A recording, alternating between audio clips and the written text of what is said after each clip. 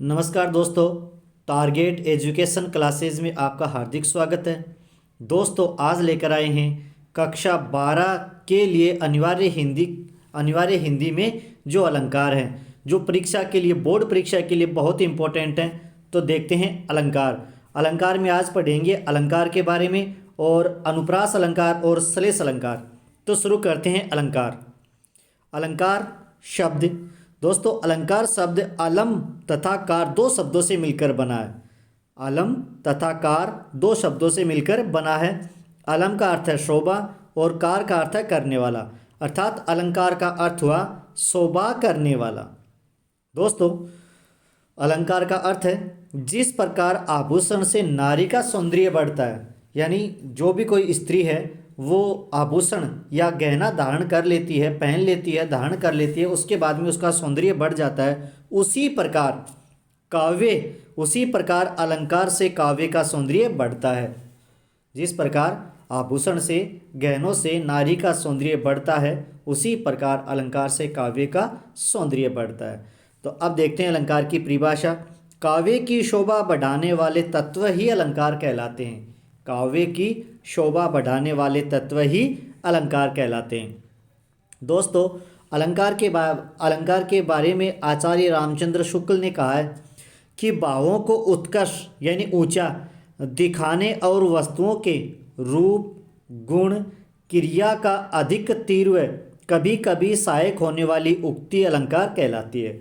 आचार्य दंडी के अनुसार काव्य शोभाकरान धर्मान अलंकारान प्रक्षते, अर्थात काव्य की शोभा बढ़ाने वाले धर्म ही अलंकार कहलाते हैं। दंडी के अनुसार काव्य की शोभा बढ़ाने वाले धर्म ही अलंकार कहलाते हैं। दोस्तों अलंकार तीन प्रकार के होते हैं। सबसे पहला है शब्दालंकार, दूसरा अर्थालंकार, तीसरा उभयालंकार। तो दोस्तों अब देखते हैं शब्दालंकार। शब्दालंकार क्या होता है, किसे कहते हैं? जब काव्य में शब्दों या वर्णों के विशिष्ट प्रयोग से, यानी काव्य में, कविता में शब्दों का विशिष्ट प्रयोग किया जाए या वर्णों का विशिष्ट प्रयोग किया जाए, विशिष्ट प्रयोग से काव्य का सौंदर्य बढ़ता है, वहाँ शब्दालंकार होता है।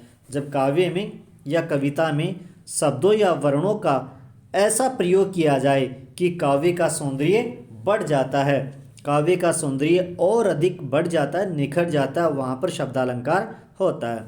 शब्दालंकार दोस्तों अनुप्रास अलंकार है, यमक अलंकार है, श्लेष अलंकार है इत्यादि शब्दालंकार के अंतर्गत आते हैं। अगला है अर्थालंकार। जब काव्य में अर्थ के कारण सौंदर्य बढ़ता है। दोस्तों जब काव्य या कविता को हम पढ़ते हैं और उसका अर्थ करते हैं तो हमें अर्थ से जो आनंद की अनुभूति होती है, वहाँ पर अर्थालंकार होता है। अर्थालंकार में उपमा अलंकार, रूपक अलंकार, उत्प्रेक्षा अलंकार, अतिशयोक्ति अलंकार, अनयोक्ति अलंकार, विरोधाभास अलंकार, मानवीकरण अलंकार, उदाहरण अलंकार इत्यादि अर्थालंकार के अंतर्गत आते हैं। अगला दोस्तों उभयालंकार।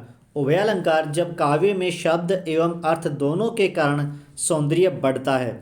जब दोनों के कारण सौंदर्य बढ़ता है, दोस्तों यहाँ पर बढ़ता है, दोनों के कारण, जब काव्य में शब्द एवं अर्थ दोनों के कारण सौंदर्य बढ़ता है, वहाँ पर उभयालंकार होता है। अब देखते हैं सबसे पहला शब्दालंकार में अनुप्रास अलंकार, जो बोर्ड परीक्षा के लिए बहुत इंपॉर्टेंट है। बोर्ड परीक्षा में इनके प्रश्न जरूर पूछे जाते हैं। तो देखते हैं अनुप्रास अलंकार क्या होता है। जिस काव्य में एक समान वर्णों की आवृत्ति बार बार हो, वहाँ अनुप्रास अलंकार होता है। जब काव्य या कविता में एक समान यानी एक ही वर्ण की आवृत्ति बार बार हो, एक ही वर्ण की आवृत्ति बार बार हो, वहाँ अनुप्रास अलंकार होता है। जैसे तरनी, तनुजा, तट, तमाल, तरुवर, बहु छाए। तो दोस्तों इस पंक्ति में, इस कविता में यहाँ पर तय वर्ण की आवृत्ति, यहाँ पर तय वर्ण की आवृत्ति, तय तय तय, इनकी बार बार आवृत्ति हुई, यानी एक ही वर्ण की आवृत्ति बार बार हुई है, तो इसलिए यहाँ पर अनुप्रास अलंकार है। अगला उदाहरण है कारी कूर कोकिला कहाँ को बैर काटती। तो दोस्तों इस पंक्ति में भी कै वर्ण की आवृत्ति, कै वर्ण की आवृत्ति, कै वर्ण, यहाँ पर भी कै वर्ण, यहाँ पर भी कै वर्ण, यानी कै वर्ण की आवृत्ति बार बार हुई है। दोस्तों इस पंक्ति में कै वर्ण की आवृत्ति बार बार हुई है। और जिस पंक्ति में, जिस काव्य में, जिस कविता में एक ही वर्ण की आवर्ती बार बार होती है वहाँ पर अनुप्रास अलंकार होता है। तो ये था अनुप्रास अलंकार। अब देखते हैं अनुप्रास अलंकार के भेद। तो दोस्तों अनुप्रास अलंकार में सबसे पहला छेकानुप्रास, दूसरा वृत्यानुप्रास, तीसरा श्रुत्यानुप्रास, चौथा अंत्यानुप्रास, पांचवा लाटानुप्रास। तो अब देखते हैं सबसे पहला छेकानुप्रास।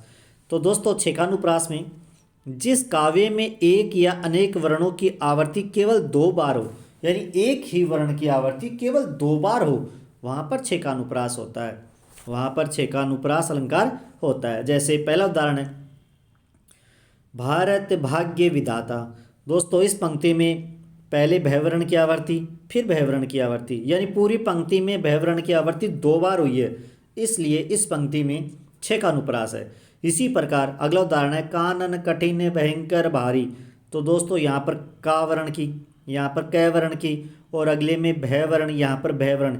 यानी छेकानुप्रास में क्या होता है कि दो वर्णों की आवर्ती, तो यहाँ पर कै वर्ण, यहाँ पर कै वर्ण, दो वर्णों की आवर्ती समान हुई है, और अगली जो भयंकर भारी है इनमें भय वर्ण की आवर्ती समान हुई है। तो दोस्तों एक ही वर्ण की आवर्ती केवल दो बार हो, तो यहाँ पर कै वर्ण की आवर्ती दो बार हो चुकी है और यहाँ पर भय वर्ण की आवर्ती दो बार हो चुकी है, तो यहाँ पर छेकानुप्रास अलंकार हुआ है। अगला उदाहरण है राधा के बर बैन सुनी चीनी चकित सुबाय। तो यहाँ पे बै वर्ण की आवर्ती, यहाँ पर बै वर्ण की आवर्ती। अगला जो च, यहाँ पर च वर्ण की आवर्ती, यानी एक ही वर्ण की आवर्ती दो दो बार हुई है। और जिस काव्य में एक वर्ण की आवर्ती दो बार है, चाहे वर्ण एक से अधिक हो, चाहे वर्ण एक से अधिक हो, परंतु एक ही वर्ण की आवर्ती दो बार होती है, वहाँ पर छेकानुप्रास अलंकार होता है। दोस्तों उदाहरण मैंने बहुत सारे लिए ताकि आपको अच्छे से समझ में आ जाए और परीक्षा में आप अच्छी प्रकार से कर सको। इसी प्रकार अगला उदाहरण है इस करुणा कलित हृदय में क्यों विकल रागनी बसती है। तो करुणा का कै और कलित का कै दोनों कै वर्ण की आवर्ती के कारण, एक समान वर्णों की आवर्ती के कारण यहाँ पर छेकानुप्रास अलंकार हुआ है। अगला उदाहरण है उसकी मधुर मुस्कान किसके हृदय तल में ना बसी। तो दोस्तों यहाँ पर मैं वर्ण की आवर्ती और यहाँ पर मैं वर्ण की आवर्ती समान होने के कारण, एक ही वर्ण की आवर्ती दो बार होने के कारण यहाँ पर छेकानुप्रास अलंकार हुआ। दोस्तों आगे देखते हैं वर्त्यानुप्रास। जिस काव्य में दोस्तों मात्रा एक है, जिस काव्य में एक या अनेक वर्णों की आवर्ती दो से अधिक बार हो वहाँ वर्त्यानुप्रास होता है। दोस्तों अभी छेकानुप्रास पढ़ के आए हैं। छेकानुप्रास में क्या होता है एक ही वर्ण की आवर्ती दो बार, और वर्त्यानुप्रास में क्या होता है दो से अधिक बार आवर्ती होते ही वर्त्यानुप्रास अलंकार हो जाता है। जैसे पहला उदाहरण है रघुपति राघव राजा राम। तो दोस्तों इस पंक्ति में रे वर्ण की आवर्ती बार बार हुई है, यानी दो से अधिक बार हुई है, और जहां पर दो से अधिक बार होते ही कौन सा अलंकार हो जाता है वर्त्यानुप्रास अलंकार होता है। तो इस पंक्ति में वर्त्यानुप्रास अलंकार है। इसी प्रकार अगला उदाहरण है भगवान भक्तों की भयंकर भूरी भित्ति बगाइए। तो दोस्तों इसमें भय वर्ण, यहाँ पर भय वर्ण, यहाँ पर भय भय भय भय वर्ण की आवर्ती बारंबार हुई है, यानी दो से अधिक बार हुई है, और दो से अधिक बार चाहे कितनी बार भी हो, 3 बार 4 बार 5 बार 10 बार जितनी बार भी हो, वहाँ पर वर्त्यानुप्रास अलंकार होता है। यानी एक वर्ण की आवर्ती दो से अधिक बार होने पर वर्त्यानुप्रास अलंकार होता है। इसी प्रकार अगला उदाहरण है दफन दर्द दिल का दर दर देता है दुआई। तो दोस्तों इस पंक्ति में द वर्ण की आवर्ती दो से अधिक बार यानी बार बार हुई है, तो यहाँ पर इस पंक्ति में वर्त्यानुप्रास अलंकार हुआ है। अगला उदाहरण है कहत नटत रिजत खिजत मिलत खिलत लज्जियात। तो दोस्तों इसमें भी तय वर्ण की आवर्ती, शब्द के अंत में तय वर्ण की आवर्ती, यहाँ पर भी तय वर्ण तय वर्ण तय वर्ण तय वर्ण की आवर्ती बार बार हुई है, यानी दो बार से अधिक बार हुई है, और दो बार से अधिक बार होते ही वर्त्यानुप्रास अलंकार होता है। अगला उदाहरण है तरनी तनुजा तट तमाल तरुवर बहुछाए। तो दोस्तों इसमें भी तय वर्ण की आवर्ती बार बार हुई है, इसलिए यहाँ पर वर्त्यानुप्रास अलंकार हुआ है। दोस्तों ध्यान रखना कि एक ही वर्ण की आवर्ती केवल दो बार हो वहाँ पर छेकानुप्रास अलंकार, और दो से अधिक बार हो वर्त्यानुप्रास अलंकार होता है। अगला हमारा श्रुत्यानुप्रास। श्रुत्यानुप्रास में क्या होता है जिस काव्य में मुख के एक स्थान से उच्चारित होने वाले वर्णों की आवर्ती हो वहाँ श्रुत्यानुप्रास अलंकार होता है। दोस्तों हमने वर्ण में पढ़ा था कि मुख से मुख में एक स्थान से उच्चारित होने वाले वर्ण, यानी मुख में कंठे वर्ण, दंते वर्ण, ओष्ठे वर्ण इत्यादि होते हैं। तो यानी एक स्थान से उच्चारित होने वाले वर्णों की इस श्रुत्यानुप्रास के अंतर्गत आते हैं। जैसे पहला उदाहरण है, तुलसीदास सिद्धत निसी दिन देखत तुमरी निठुराई। तो दोस्तों यहाँ पर तय वर्ण की आवर्ती, स वर्ण की आवर्ती, न वर्ण की आवर्ती, द वर्ण की आवर्ती, द वर्ण की, तय की, न की। दोस्तों ये जो वर्ण हैं जैसे तय, स, न, द, त, न, ये दंत्य वर्ण है, यानी मुख के एक ही स्थान से उच्चारित होने वाले वर्ण दंत्य वर्ण है, इसलिए इस पंक्ति में श्रुत्यानुप्रास अलंकार हुआ है। अगला उदाहरण है, केका कलापी कूंज कूंज में कलित कीनी, गगन गंभीर गरजे है घन घोर ते। तो दोस्तों इसमें भी क वर्ण की आवर्ती बार बार हुई है, यानी कंठे वर्ण की आवर्ती हुई है, इसलिए यहाँ पर इस पंक्ति में श्रुत्यानुप्रास अलंकार हुआ है। अगला उदाहरण है, दिनांत था थे दीननाथ डूबते, सधेनु आते गृह गवाल बाल थे। तो दोस्तों इसमें भी द वर्ण की आवर्ती, न वर्ण की आवर्ती, त वर्ण की आवर्ती, थ वर्ण की आवर्ती, यानी सारे के सारे वर्ण दंत्य वर्ण है। इस पंक्ति में दंत्य वर्ण के कारण ही यहाँ पर श्रुत्यानुप्रास अलंकार हुआ है।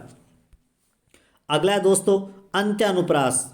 अंत्यानुप्रास नाम से स्पष्ट है, अंत्य यानी अंत, यानी जहाँ चरणांत, जिस काव्य या कविता के चरण के अंत में, चरण के अंत में या पदांत पद के अंत में एक समान वर्ण हो, वहाँ अंत्यानुप्रास अलंकार होता है। जैसे उदाहरण के लिए, काली काली अलकों में आलस मद नत पलकों में। तो दोस्तों अंत में, पहली पंक्ति के अंत में मे वर्ण की आवर्ती और दूसरी पंक्ति के अंत में मैं वर्ण की आवर्ती हुई है, यानी चरण के अंत में एक समान वर्ण हो, वहाँ पर अंत्यानुप्रास अलंकार होता है।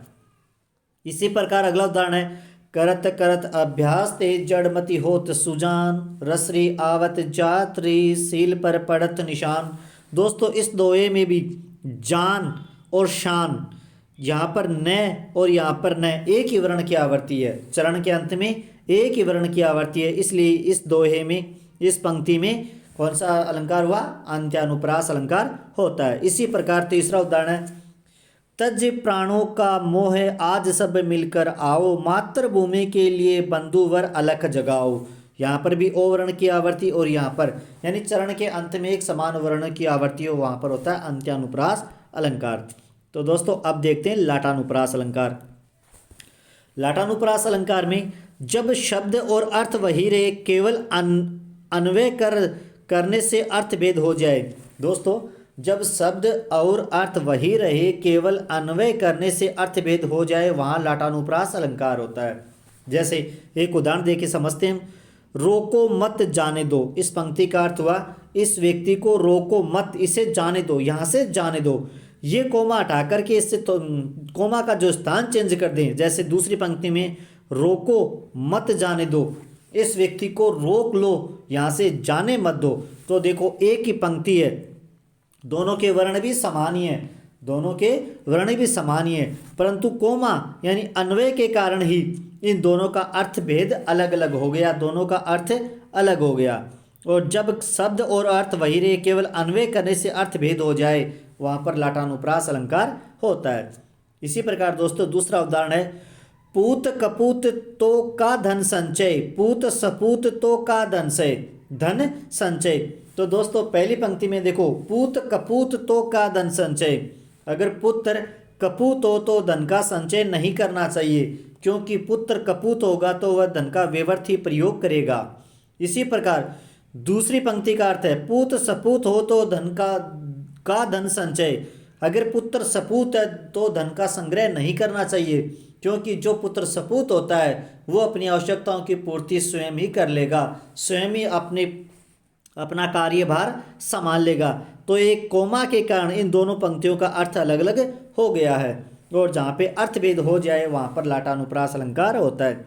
इसी प्रकार अगला उदाहरण है, प्राधीन जो जन नहीं सुरग नरकता हेतु, प्राधीन जो जन नहीं सुरग नरकता हेतु। दोस्तों इसमें भी कौन सा अलंकार हुआ? लाटानुप्रास अलंकार होता है। दोस्तों आगे बढ़ने से पहले अगर आपने इस चैनल को सब्सक्राइब नहीं किया तो चैनल को सब्सक्राइब कर दे और बेल आइकन दबा दे ताकि नए वीडियोज़ का नोटिफिकेशन आपको मिल सके। तो दोस्तों अब आगे बढ़ते हैं अगले अलंकार की ओर, यानी श्लेष अलंकार। तो अब है श्लेष अलंकार। दोस्तों श्लेष का अर्थ है चिपकना। श्लेष का अर्थ है चिपकना। इसकी परिभाषा है जिस काव्य में एक शब्द एक बार आए, जिस काव्य या कविता में एक शब्द केवल एक बार आए और उसका अर्थ प्रत्येक बार भिन्न भिन्न या अलग अलग हो, यानी शब्द तो एक ही हो परंतु उसका अर्थ प्रत्येक बार यानी प्रत्येक बार अलग अलग हो, भिन्न भिन्न हो, वहाँ पर श्लेष अलंकार होता है, यानी उसे श्लेष अलंकार कहते हैं। जैसे उदाहरण है, रहीमन पानी राखिए बिन पानी सब सून, पानी गए न उबरे मोती मानस चून। तो दोस्तों रहीम जी ने कहा है कि रहीमन पानी राखिए। रहीम जी कहते हैं कि सब पे पानी रखना चाहिए, सब पर पानी होना चाहिए। तो दोस्तों यहाँ पर मोती के संदर्भ में पानी का अर्थ लिया गया चमक, यानी चमक। मोती के संदर्भ में क्या लिया गया? चमक। मोती पर जब तक चमक नहीं हो, कहते भी हैं कि मोती पर पानी होना चाहिए, यानी मोती पर चमक हो तो उसका मूल्य होता है, उसका मूल्य होता है। तो मोती पर जब तक चमक नहीं होती है उसका मूल्य नहीं होता है। तो मोती के संदर्भ में पानी का अर्थ लिया गया चमक। इसी प्रकार मनुष्य के संदर्भ में पानी का अर्थ लिया गया प्रतिष्ठा या इज्जत। कहते हैं कि हे मनुष्य तुम्हारे मुख पर पानी नहीं है, अर्थात तुम्हारे मुंह पर शर्म या प्रतिष्ठा इज्जत नहीं है। तो मनुष्य के संदर्भ में क्या लिया गया? प्रतिष्ठा या इज्जत। इसी प्रकार चून के संदर्भ में पानी का अर्थ लिया गया पानी या जल। यानी दोस्तों शब्द एक ही है, कौन सा है? पानी, और इनका मोती के संदर्भ में अलग अर्थ, मानस के संदर्भ में अलग अर्थ और चून के संदर्भ में अलग अर्थ। यानी पानी शब्द एक ही है परंतु उसका अलग अलग प्रकार से अलग अलग जगह अलग अलग प्रयोग किया गया। तो दोस्तों ऐसा जो उदाहरण आता है वहाँ पर श्लेष अलंकार होता है। और देखते हैं इसके उदाहरण, जैसे चरण धरत चिंता करत चितवन चारो और सुवर्ण को ढूंढत फिरत कवि वैभवचारी चोर। तो दोस्तों यहाँ पे जो सुवर्ण है उसको कवि अलग अर्थ लेगा, वैभवचारी का अर्थ अलग है, चोर का अलग अर्थ है। तो देखते हैं दोस्तों, कवि के संदर्भ में सुवर्ण का अर्थ सुंदर वर्ण, यानी कवि जब भी कोई रचना करता है, जब भी कोई लेख लिखता है तो सुंदर सुंदर वर्णों का प्रयोग करता है ताकि उसकी कविता अच्छी रहे, लोग उन्हें देखें पढ़ें। तो कवि के संदर्भ में सुवर्ण का अर्थ लिया गया सुंदर वर्ण या अच्छे वर्ण। वैभवचारी के संदर्भ में सुवर्ण का अर्थ लिया गया सुंदर स्त्री, यानी वैभवचारी जो कामाचारी व्यक्ति होता है वो इस सुवर्ण का अर्थ लेगा सुंदर स्त्री के लिए। इसी प्रकार चोर के संदर्भ में सुवर्ण का अर्थ लिया गया सोना या स्वर्ण। सोना या स्वर्ण यानी चोर है वो मुद्रा के लिए, धन के लिए, धन का ही प्रयोग करता है, धन ही उसे आगे पीछे दिखाई देता है, तो वो सुवर्ण का अर्थ लेगा धन, सोना या स्वर्ण। इसी प्रकार अगला उदाहरण है दोस्तों, चिरजीवी जोरी जुरे क्यों न सने गंभीर को घटी ये वर्ष भानुजा वे हलदर के वीर। तो दोस्तों यहाँ पर जो वर्ष भानुजा शब्द है इसको दो भागों में बांटकर दो प्रकार से अर्थ लिया गया। पहला वर्ष, दूसरा वर्ष प्लस अनुज, यानी वर्ष का अर्थ है बैल, अनुजा का अर्थ है बहन, यानी बैल की बहन अर्थात गाय। दूसरा अर्थ लिया गया वर्ष भानुजा का, वर्ष भानु प्लस जा, यानी वर्ष भानु एक राजा था और उसकी पुत्री थी राधा, यानी वर्ष भानुजा का अर्थ है वर्ष भानु की पुत्री अर्थात राधा। तो जहाँ पर ऐसे उदाहरण होते हैं वहाँ पर दोस्तों श्लेष अलंकार होता है। दोस्तों अब देखते हैं कि परीक्षा में प्रश्न, यानी बोर्ड परीक्षा में कैसे प्रश्न पूछे जाते हैं और आपको उत्तर किस प्रकार से देने होते हैं। तो दोस्तों पहला प्रश्न है, अनुप्रास अलंकार को 100 उदाहरण सहित लिखिए। दोस्तों अनुप्रास अलंकार को 100 उदाहरण सहित लिखिए। तो दोस्तों आपको अनुप्रास अलंकार की परिभाषा बतानी है। अनुप्रास अलंकार की परिभाषा बताकर आपको एक या दो उदाहरण है वो आपको लिखने हैं, एक या दो उदाहरण लिखने और आपको स्पष्ट करना कि उस काव्य में अनुप्रास अलंकार क्यों है।